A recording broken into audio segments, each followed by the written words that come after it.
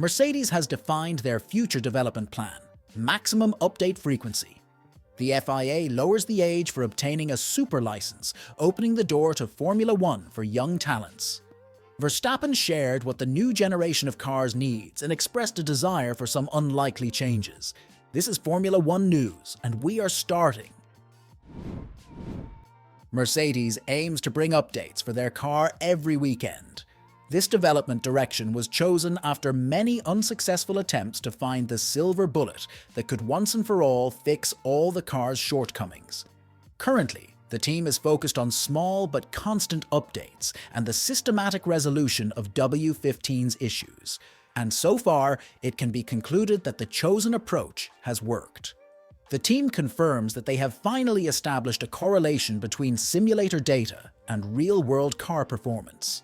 They have also significantly expanded the car's operating range and provided a pleasant balance that allows drivers to feel more confident on the track. Although it is still too early to say that all of Mercedes' shortcomings have been fully addressed, the team is already focusing on improving performance and plans to implement updates every weekend. According to Mercedes' technical director James Allison, the current goal is to have their updates come at a pace that others cannot keep up with. The changes we have made are making this car a better car, and that will be true at every circuit we go to. The characteristics of Montreal make it look a little quicker than we have a natural right to command at the coming races.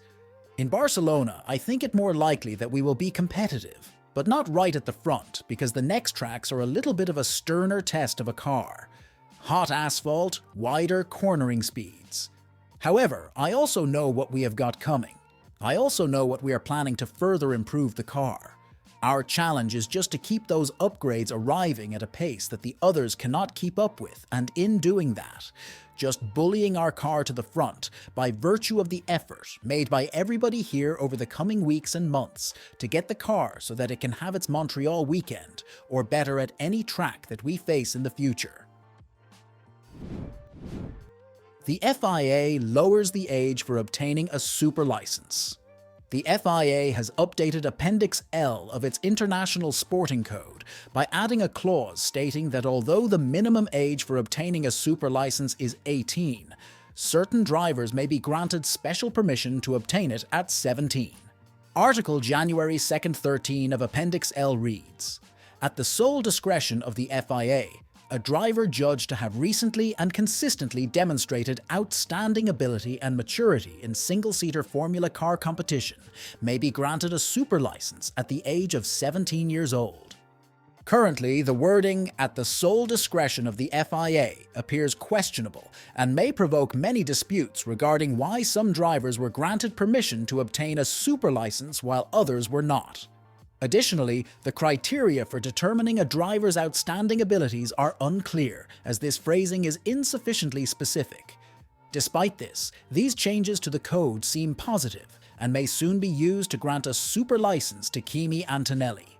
Even if he has not yet planned to join the Mercedes or Williams team, obtaining a super license will allow him to participate in free practice, accelerating his preparation for a transition to Formula One in 2025.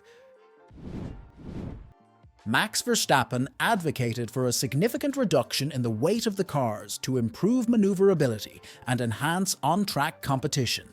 The FIA has unveiled details of a new regulation under which the new cars will be narrower, shorter, and 30 kilograms lighter. The weight reduction came as welcome news to drivers who have long campaigned for lighter cars. However, considering that some teams currently struggle with excess weight, it's uncertain whether they can shed 30 kilograms by the 2026 season. While the car dimensions will change slightly, the current power unit will be replaced with a new one featuring heavier batteries, leading many to doubt achieving such weight reduction and whether it will be sufficient. Max Verstappen also commented on this. When asked if the planned weight reduction is sufficient to meet the driver's desires, he responded, "You need at least 100 to 150 kilograms. At the moment with how everything is, for sure it's not possible. But that is also to do with the engine, right? Engine and battery related. It's very heavy and long, wide. At the moment, it's wishful thinking, but that is definitely what we need to make it more agile and probably a bit more fun. Safety added a lot of weight, which of course is good, but I'm sure that we can do things a little bit differently. It depends on the regulations that you write. This is far from the first criticism of the future rules and the concerns that Formula One is heading in the wrong direction. But perhaps with the current environmental requirements, Formula One cannot abandon hybrid power units, which are too heavy and bulky. And in this regard, could the transition to eco-friendly fuel and a return to V8 engines help? Share your thoughts on this in the comments.